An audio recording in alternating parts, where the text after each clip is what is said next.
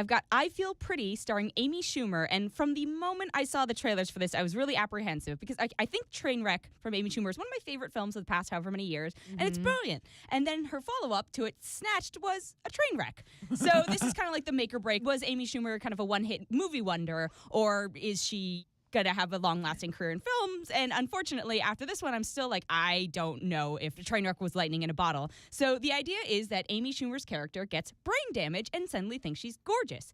And I hate this premise. I hate the premise that a woman should need brain damage to think that she's like empowered and body positive and happy with who she is as she is. Didn't this already kind of happen with Shallow Hal, yes. too? Yeah, that is, and I was like, that is a movie I have not thought about in a long, long time. But the idea behind Shallow Hal is that he sees the inner beauty of other people. Right. This is seeing the inner beauty in yourself. And I'm just like, Amy Schumer is not unattractive. She is not, she's fine. She's great. Why does she need to make this movie? So I just found that idea so just upsetting and antiquated and just like not positive. I think a lot of people did. And then I saw her on Ellen defending it, saying that she's not saying she's a troll. She's saying that this character was insecure and this was an opportunity for her to feel empowered. Right. But why does it have to be brain damage is my question. Like, why? No, seriously. Why is it saying you literally have to have hurt the most important organ in your body in order to actually be considered attractive to yourself? That I think that's just so like unpleasant. And the way, like the messaging that young girls get now already is so tough. Why does this have to reinforce that from someone who's very funny and very smart and really could have made a movie about other things? It also felt like 3 movies jammed into one, and I would have been happy to see any one of those 3 movies separated out, but it was not working as this sort of mishmash of things. And it also stars Busy Phillips, who's hilarious, Aidy Bryant, and Michelle Williams, and those are 3 very talented women, and the fact that they're not getting billing is also a bad sign from the start. And look, there were times that I laughed because there are funny moments in it. There were also really sweet moments in the film, but it was just so piecemeal and chopped up. And again, I also felt really uncomfortable every time they made humor about Amy Schumer is coming in super confident and positive and talking about, like, look how great I look, and everyone's like, ugh, Amy Schumer looks fine. It shouldn't be the comedy here. It was really frustrating and, like, again, really disheartening. And it spends half the movie doing that, and it just made me sad.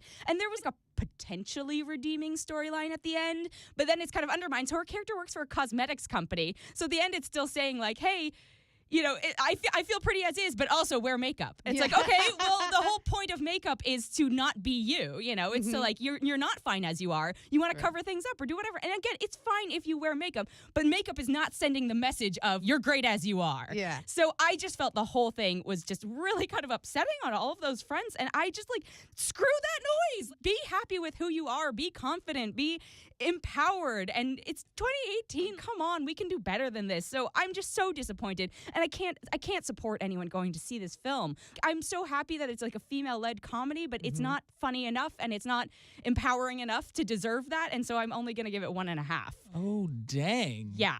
One redeeming quality, I will say, Rory Scovel, I saw, is in it, and he has the funniest stand-up special that I've seen in the past 7 years. Okay, there you go. So check that out on Netflix. Watch that instead and watch Trainwreck again instead. But don't go see I Feel Pretty. I just can't get behind this. Okay, so Amy Schumer's new film, Skip It this week. 1.5 out of 5 Mohawks for I Feel Pretty. That's the Amy Schumer new film that's out today in theaters. Mohawk movie review. We've got 2 more movies, right, Dan? Han-Klein? Yes, and this is Super Troopers 2 we've got. And this is a movie I was excited for because I love the first movie. I think the first one is so funny and so weird and so cheesy. And so I have good news and I have bad news. Okay. If you love the first film, you're probably going to at least enjoy this one once. You're going to enjoy it the first time through because it's kind of basically the first film again.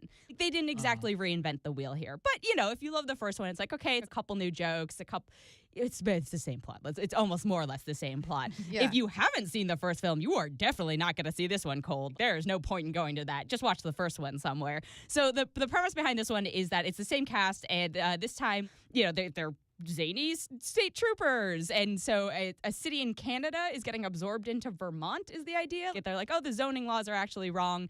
We're giving this city back to the United States. And so the cast of Super Troopers is sent back up to Canada to integrate this town. And so there's a lot of kind of comedy about, you know, dealing with the Canadian police and the Canadian people. And there's a lot of the jokes center around that. And it's fine and it's funny, and it's basically they're up to their old shenanigans. And there's always this fine line in a sequel like this of like, how much homage do you want to pay to the original one and the original jokes that everyone is kind of expecting to see, and how much of it is just repeating the exact same jokes. And I don't know if they walk that line super well. Like my favorite parts of it are the ones that were basically like the parts from the first one, but I'm like, could I just have rewatched the first one again instead? ?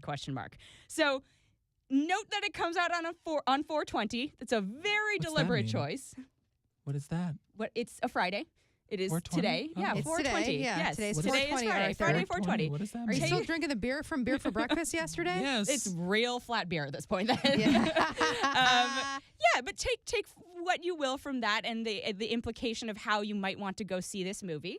Just a thought. I did not see it like that. I was actually pretty sober, but it was funny enough the first time around. Again, this is very much for the fans, and ironically, it's actually crowdfunded, so it is funded by the fans. So it's very much for the fans. Cool. What was it, like a GoFundMe account? It was an Indiegogo or a Kickstarter or one of those things, and they raised $4 million. So it's very impressive, and that's how many people wanted to see this movie. I saw it at one of the screenings that the fans were at, and they loved it. So again, and again, I count myself as a fan, but. You will like it if you like the first one. You will not love it as much as you loved the first one. Also, I'm not gonna lie, the first one came out 17 years ago. There are some jokes in this. Yeah, 2001. Wow. Yes. No way. What the fudge? Yes. But there are some jokes in it that like maybe feel a little antiquated, and maybe even though they filmed it maybe 1 or 2 years ago. It's 2018, guys. Again, I keep saying this. Like we could have a little sexist. A little sexist, yeah, pretty much a little sexist. F like, you guys. Well, I'm just like, look, it's not funny to me anymore. It's just I think they have plenty of other strengths in humor. Like, why did we have to have this be a joke? Yeah. So that's its own thing. But again. If you liked it, you're going to go see it. So I'm going to give it 2.3 out of 5. That's really sad, I know. But if you really like the movie, you're going to ignore me and see it anyway. And you'll have a good time. You'll have a good time. There you go. Okay, fair enough. Super Troopers 2, up to you if you want to see it or not. Yes, but I have one more film that is actually a great film because I wanted to give everyone something to see this week in case they were like, these all sound terrible, because they were terrible. So I've got Lean on Pete. And it's the story of a boy and his horse. I was like, what? The horse is named Pete. The boy's named Charlie. And it stars Charlie Plummer as Charlie. And then it has Travis Fimmel, Chloe Sevigny, Steve Zahn, and Steve Buscemi. Whoa. Yeah.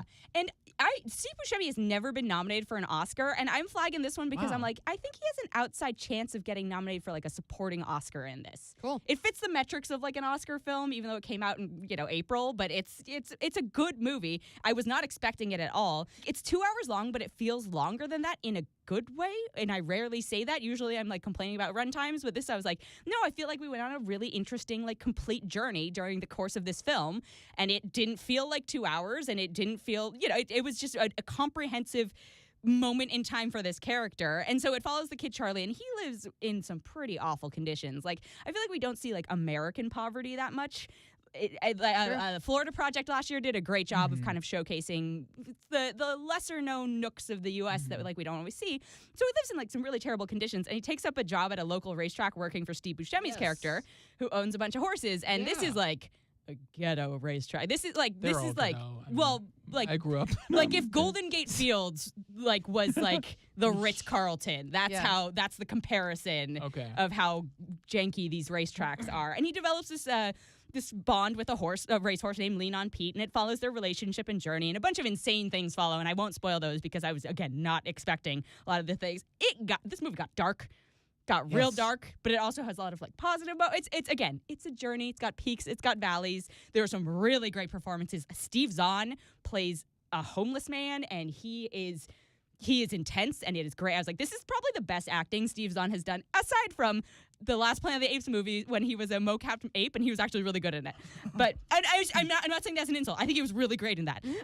This is worth seeing. Like, I really think it's worth seeing. The performances are great. It's beautifully shot. It's worth checking out. Like, again, it might like outside chance at an Oscar. I'm calling it early. I'm just gonna put that on my little list. So I'm gonna give it 4.1 out of 5. Awesome. Okay, what was it called again? Lean on Pete. Perfect.